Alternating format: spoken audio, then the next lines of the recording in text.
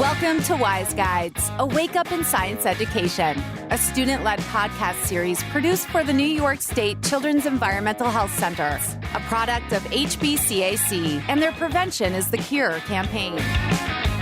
And now, here's your Wise Guides.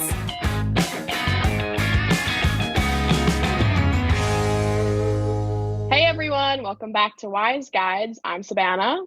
And I'm Matt. And I need to wake up. Where is my coffee? Do you get much sleep in college? Honestly, not really, but I'm here. My eyes are open. I might not be awake, but I'm here to make sure you guys are all awake. Do you get it? Haha. All right. Anyways, today we have a really special guest. We're here today with Dr. Sarah Evans from the Icahn School of Medicine at Mount Sinai. Welcome, Sarah, virtually, anyway. Hi, thanks for having me. I'd like to start off by introducing our guest. For those who don't know Dr. Evans, here's a brief introduction. Sarah Evans is an assistant professor in the Department of Environmental Medicine and Public Health at Mount Sinai. She obtained her doctorate in neuroscience from Weill Cornell Medical College and a master's in public health from the Icahn School of Medicine at Mount Sinai. She also completed a 3-year fellowship in environmental pediatrics. Her research focuses on the impacts of early life exposures to endocrine disruptors in the brain and behavior and effective strategies for reporting back biomonitoring data. With training in laboratory science, epidemiology, and public health, she translates environmental health research for the lay public, healthcare providers, and policymakers through the generation and evaluation of educational materials and programming. All right, hold on for a second. I've met and worked with Dr. Sarah Evans, which is an incredible opportunity, but this introduction is very powerful and there's a lot to unpack here. So what exactly is the Department of Environmental Medicine and Public Health?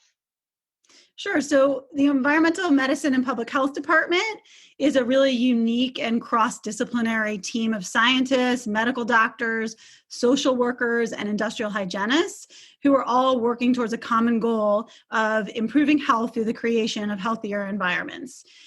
So on the clinical side, we have a pediatric environmental health specialty unit, which is a group of pediatricians who have very special training in environmental health, something that's not usually common in medical training. And we're also part of a New York statewide network of children's environmental health centers, which also have a similar goal of educating healthcare providers in how to recognize and treat diseases that are caused by environmental factors. And then on the research side, we have a very sophisticated laboratory that's located within our Institute for Exposomics Research. And so I think it would help if I described to you a little bit about what I mean when I talk about exposomics, something that not very many people have heard about. So the exposome refers to the totality of all of our environmental exposures that we experience across the lifespan. So these are chemical exposures, things that we're exposed to through the air, through our diet, but also things like exposure to stress and violence. And then internal factors like our genetic makeup or our metabolism. And so at Mount Sinai, we're moving away from thinking about single environmental exposures that happen at one period of time to thinking about all of these exposures across the lifespan and how they determine whether somebody's healthy or whether they get sick. So it sounds to me that your background is incredibly diverse, but it's really important to understand how all of what you do ties together. So how exactly does the environmental exposures, and pediatrics overlap? Well, I think it's first important to understand that every disease has some environmental component. So even if an environmental factor doesn't cause a disease, it can make a certain disease worse or even better. So we can't really think about health or disease without thinking about environment. And we've actually seen this with COVID-19. So I think COVID-19 is a really good example where we're seeing an increasing number of studies that show that exposure to air pollution is worsening COVID-19 outcomes and disease severity and even possibly rates of death. So in areas where there's higher air pollution, we're seeing more death from COVID-19. So we really can't take the environment out of any conversation about health and disease, even if we're talking about infectious disease. And the pediatrics part comes in because most of the research that we do shows that children are some of the most vulnerable populations when it comes to environmental exposures.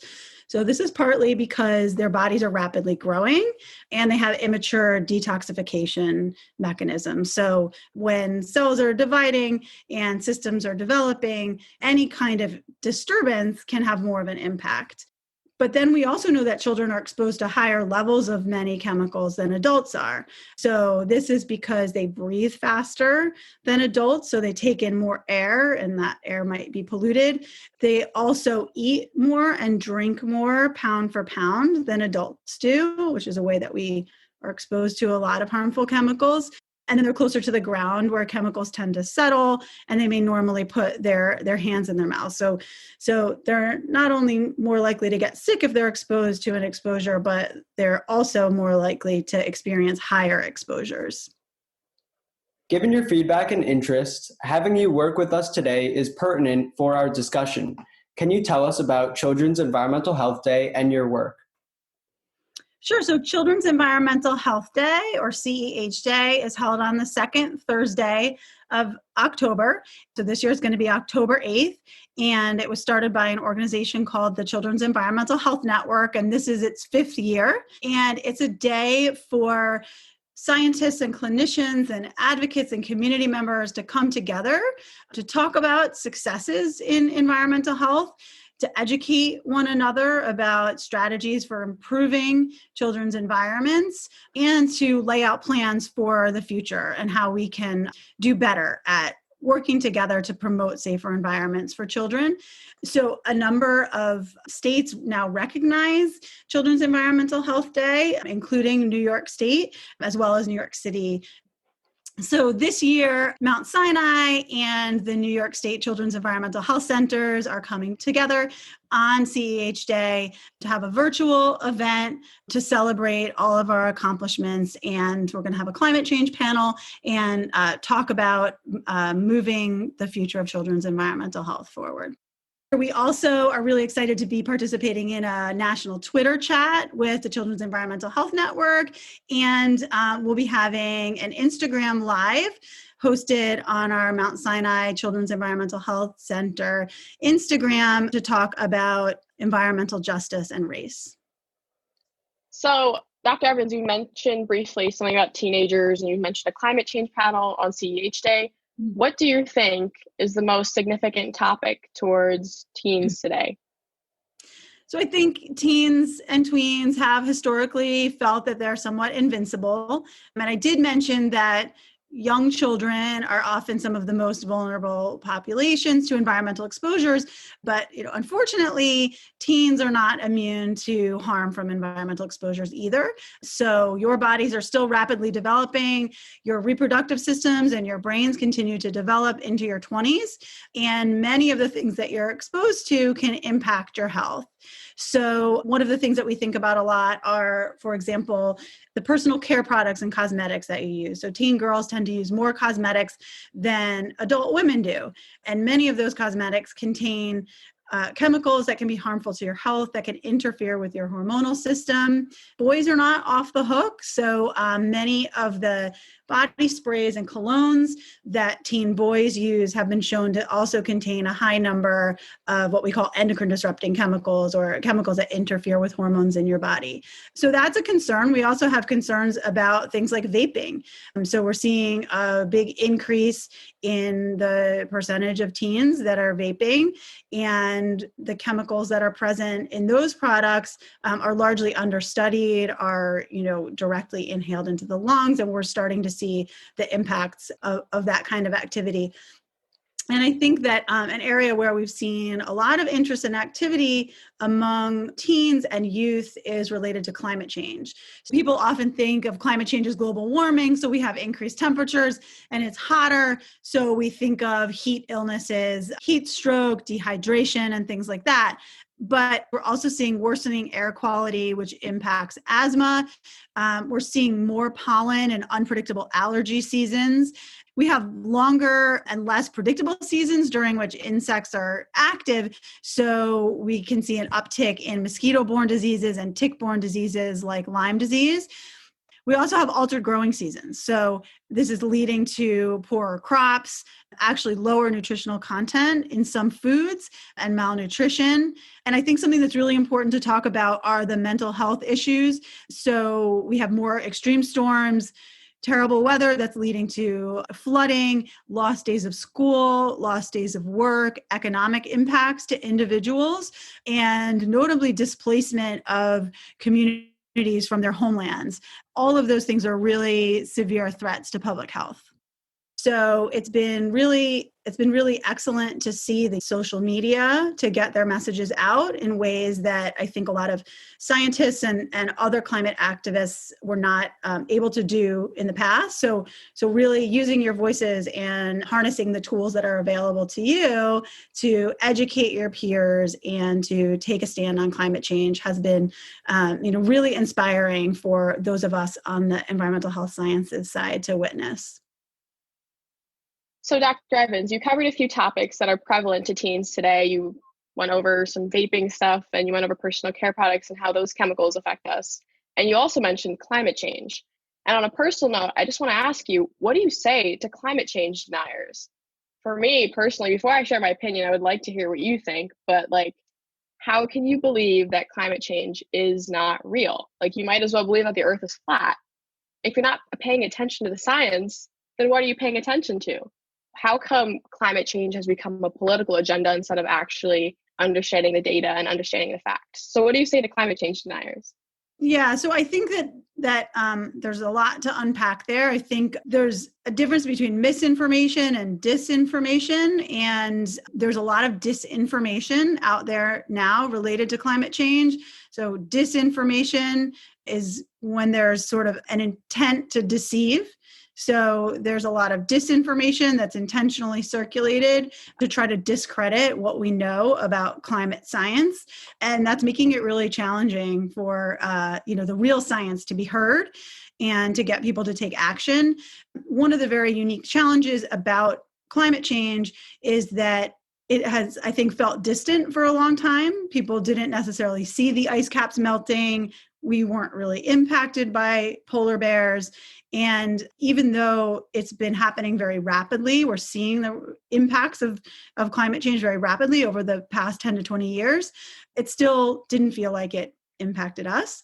We really are starting to see the impacts in our own backyard. And I think it's important to show people that we're seeing mosquito seasons that are far longer than we had seen before. We have summer flowers still blooming in October here.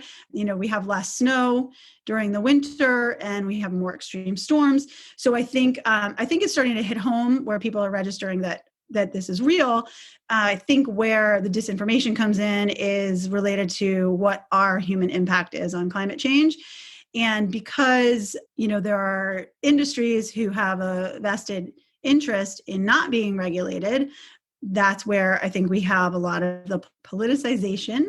So unfortunately, a lot of the information that we see related to climate change and climate science disinformation comes from what looks like reputable sources. So unfortunately, it's often coming from elected officials, coming from what looks like a scientific organization or a respected media outlet.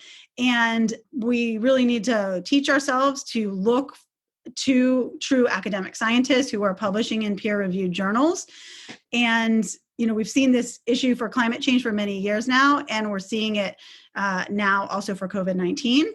So scientists in these fields need to find new ways to get their message across. I think they need to start using social media and accessing the media in the same ways that many of the climate science deniers are, because we have rapid spread of information right now through social media, and often it's false information.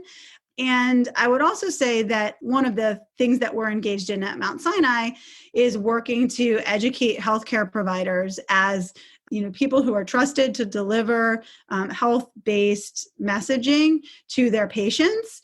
So we've been working to create more educational materials related to climate change and health for clinicians. And this year we'll be hosting our third annual Clinical Climate Change Conference, which seeks to engage healthcare providers in the conversation about climate change. not only in how they can communicate with their patients, but also in connecting them to resources so that they too can advocate for stronger policies that are protective against the health effects of climate change. No, Matt and I have definitely discussed on several occasions like how a monopoly or an industry can easily influence the masses and kind of put forward an agenda that is false. And I think that we can probably talk about how politics, no matter whatever you affiliate with, deliver wrong information about the environment. They're bad representations of what the environment actually is and how it's actually changing. Obviously, the climate changes naturally, but there's no way that human activity has zero impact on its trajectory. As a college student, it makes me feel incredibly frustrated that there is so much burden on my generation's shoulders to try to pick up the pieces and pick up the mess that the current policy holders and current legislative holders are making today regarding where we live. I mean, it baffles me that people in power try to make decisions just to get reelected, but not to do what is in the best interest for the following generations.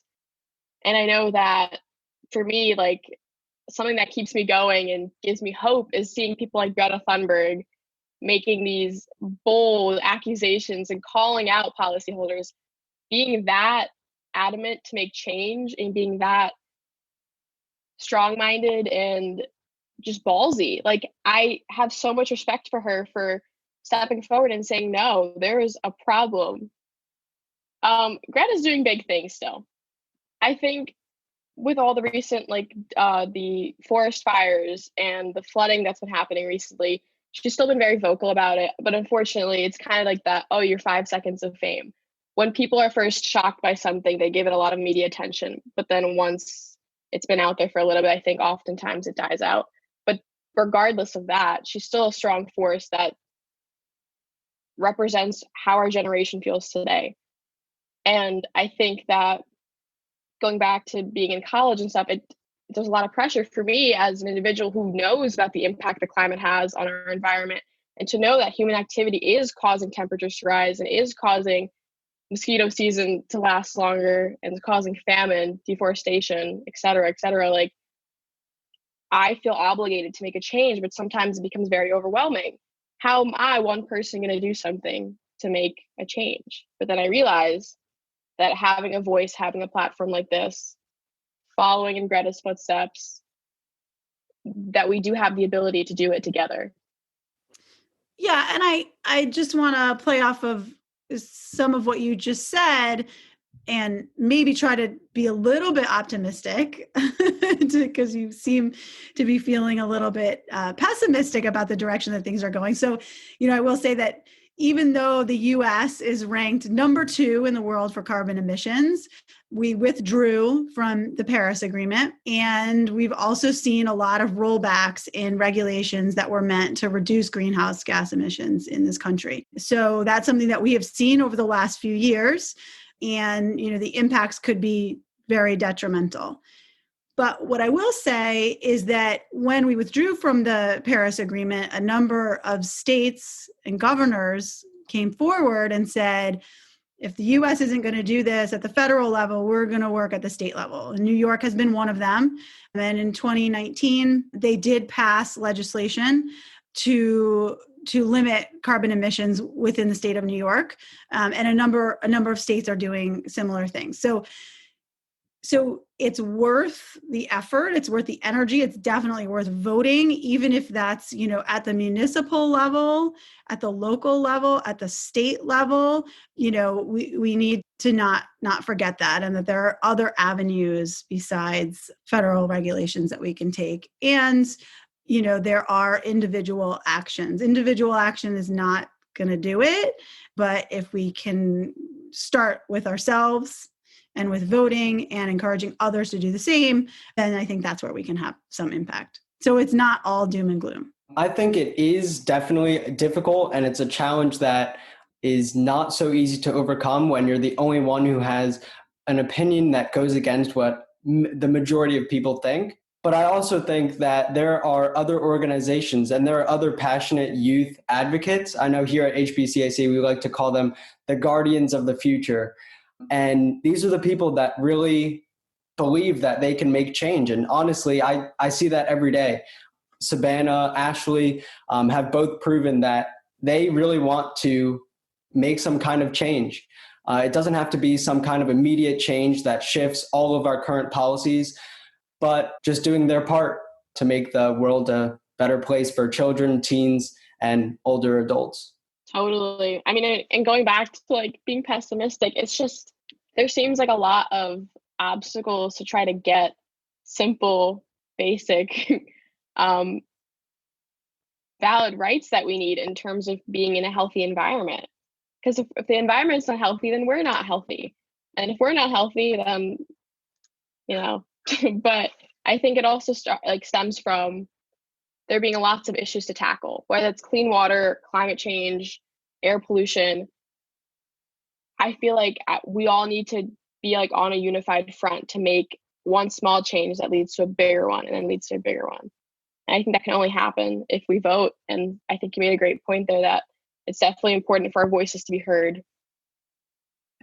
Like you said, there are new things always emerging that affect our health. I know previously we discussed vaping briefly, which is a relatively new epidemic. Do you think these constantly emerging difficulties that we face in environmental health, do you think that there needs to be more information? Do you think that children are just ignorant and just go towards vaping because they think it's cool? Or is it really because no one has told them otherwise? No one has really said, this can impact the 50 future years of your life. Unfortunately, since I have been a teenager before in the past, I'm quite certain that teenagers can receive the information that something is not good for their health, and they're probably going to do it anyway. I think it's important for schools and companies more schools to understand why teenagers choose these vices to kind of let out their stresses and relax or whatever it may be, but like why the student chooses to do that. There's other things that you can do that are just as quote unquote cool. My feeling is that we need much stronger regulation to keep the stuff out of the hands of teens. The industry needs to regulate them better. If they're going to be available, then there need to be stronger age limits, and they need to test the chemicals that are there to make sure that they're safe, which they certainly are not. So I would put the burden on industry and the regulatory bodies. I think if you're going to influence teens and tweens to stay away from something, that needs to be sort of a peer-based effort, not a sort of don't do drugs campaign, but rather that influencers, if you will, should be the ones messaging about what's not cool, what is not a social norm. So unfortunately, I think that health-based messaging is not as effective with that age group. I also think that the earlier you can educate youth, the better. And so sometimes I think vaping has caught us off guard a little bit, where it's sort of exploded in populations that maybe didn't get the education early enough. And as we start to be able to educate the younger kids, it will sort of become ingrained in them to stay away from it before they get to that experimental age. I know that you all do a lot of work with middle school kids, and we have been developing some new tools that target even younger kids. So in honor of CH Day this year, we have coloring and activity storybook about climate change that we're going to be releasing for CH Day. So I think the idea of exposing kids to these concepts, from a very early age, and the importance of the environment and how the environment impacts their health at a very basic level, can then help with things that come up later, like the decision to vape or not vape. To kind of tie this into how teens can actually control their actions, with vaping, like you said, like it's very difficult to determine if a student's going to do it or not, depending on their environment and depending on the resources and tools that they're exposed to at a young age. But Matt and I talk a lot about personal care products to the youth, and we like to teach them how they can change certain things in their lives. And I think that we can probably do an entire podcast on endocrine disruption. What is endocrine disruption? Where can they be found? What are the chemicals names called? Why are they in the products? That is all up for discussion. But I think like the main point here is that we are in control of our actions. We are able to decide as consumers what we want to put into our bodies to a certain extent, obviously. We can't really factor in and other external environmental factors like the benzene from the gasoline that was pumped a mile away. We can't really factor the car exhaust, but we can, the things that we can control, we should control. So whether that means saying no to vaping, which we should all be doing, and in conjunction to that, choosing safer alternatives for your personal care products. So simple. All products do the same thing. And recently, I've been getting so many ads on my Instagram feed about just like more sustainable like razors, sustainable shaving cream, they have this new thing. They're called shampoo bars and conditioner bars. It's made out of like olive oil and like natural based ingredients. And it comes in a bar that's wrapped in parchment paper. So there's no plastic packaging. There's tons and tons of reviews on it. I'm kind of sold. I'm gonna order mine soon. And they come in really cute colors. They're compact, they're tiny. And the best part is you're washing your hair is getting clean, and the chemicals that go down the drain are not contaminating any water source. They're not contaminating the ground, which is great. So, I mean, that's kind of a tangent, but isn't that really cool? Like, I've also seen sustainable like socks that they come from a different type of plant. I've seen sustainable paper towels that come from bamboo. Obviously, first, it's biodegradable. And second off, bamboo goes like crazy. It's an invasive species here in the US, so it's not a bad thing that we're chopping them down. And also, we're not cutting down trees.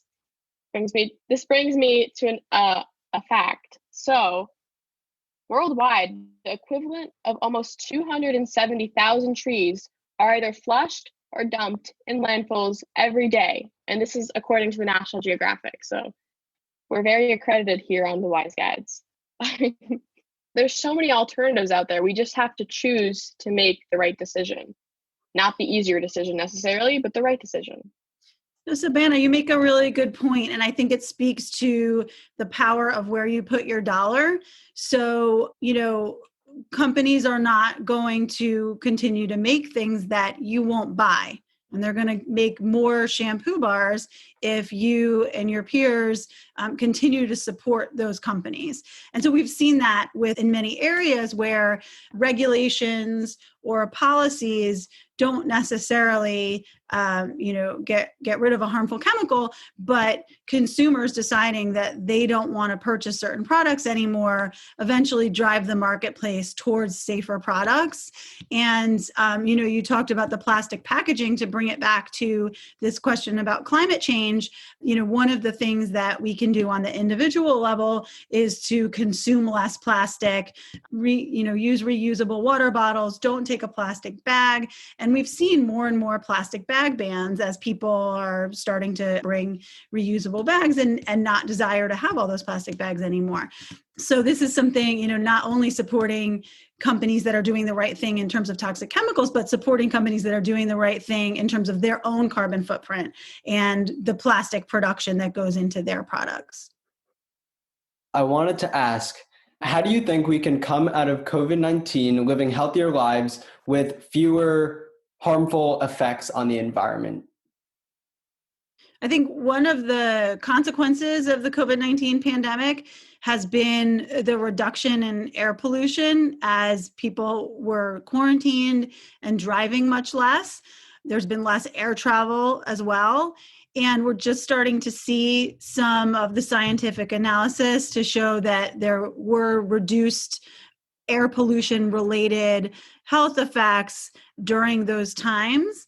I think that there's a lesson there that we don't just rebound back to the same level of emissions that we had before.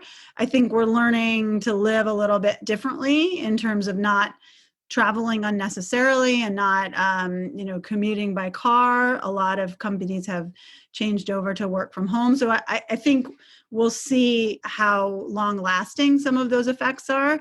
But I do see, change in the future. And maybe this is an opportunity to get something positive out of what has not been such a great situation. That kind of segues into a broader conversation about inequity and injustice. I think when we're talking about climate, there's certainly people that are more affected by air pollution than I am, for example, or less than I am.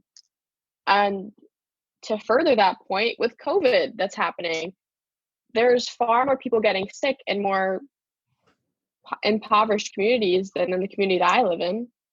So Dr. Evans, what are your thoughts on that? You're right about that, Savannah. Communities are not equally impacted by environmental exposures. This includes the impacts of climate change, COVID-19, other harmful environmental exposures. Historically, Black and Brown communities are more concentrated near pollution sources like power plants, freeways, contaminated sites, and they're less likely to have access to clean drinking water and healthy food. We see that people of color and low-income communities are exposed to higher levels of environmental pollutants, and they tend to suffer worse health effects from them. This is unfolding in real time during the COVID-19 pandemic, where we've seen African American and Hispanic communities suffer from more severe cases of COVID-19 and increased rates of death. We don't know entirely why that is. There are a number of reasons that probably account for this. Some could be higher comorbidities, a higher rate of illnesses that are associated with worse COVID-19 outcomes. But it also could be due to exposure to more environmental pollutants like air pollutants. So we really need to focus research into understanding why these communities are more impacted by environmental exposures, uncovering the reasons for the disparities, but also creating protective policies that are equitable to all communities. We have a long legacy of structural racism in this country. This is by far the number one cause of the disparities that we see in health outcomes. And it's one that we're only really fairly recently starting to recognize broadly, and it must be addressed at the policy level. We're seeing some momentum, but we have to keep moving that forward. And, I think, again, to come back to voting, one of the ways to do this is to vote for people who are going to continue this work. Last final question for Dr. Evans. What can we do as a generation to have better impacts on the environment and on future generations? I think that you can work towards normalizing a culture that is less wasteful, that's really conscientious about all of the decisions that you make and all of the purchases that you make. And you should be thinking, what is my impact on the world and the environment and my health by making this purchase, whether it's cosmetics or whether it's a plastic gadget that you don't need, right? Another electronic that had to be assembled in a factory and transported from a distant country, right? Do you really need that? Or is there a better alternative? And I think always seeking out that better alternative. And when you start to do that, it becomes a really normal way of life. It didn't used to be a normal thing to recycle, right? Like previous generations, I think really had to work recycling into their normal daily life. It wasn't the usual routine. When you start composting or eating a plant-based diet or riding your bike instead of driving, those all just become a way of life. And I think that at a young age, those are easier things to start to integrate. And then when you model that behavior and you show that this is just a normal way to be, others are going to follow suit. But then I think beyond that, we really need to support things like alternative energy, right? And we need to make sure that the companies that we support are doing that, and that the people that we elect are doing that. And even if you can't vote yet, you can participate in campaigning for officials who are promoting policy that will, reduce the impacts of climate change.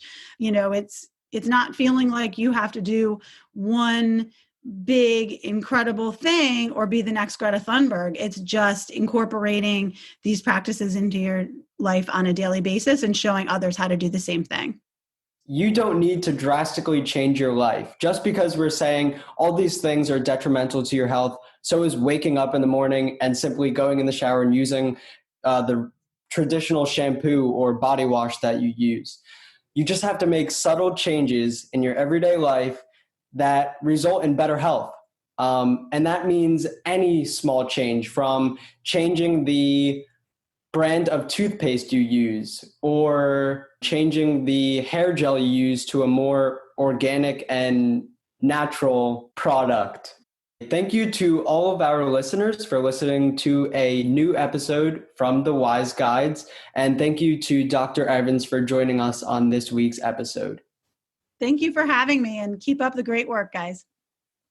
And for all our Wise Guides listening out there, remember, go outside, take a deep breath, and remember that you are a catalyst for change. Have a good one.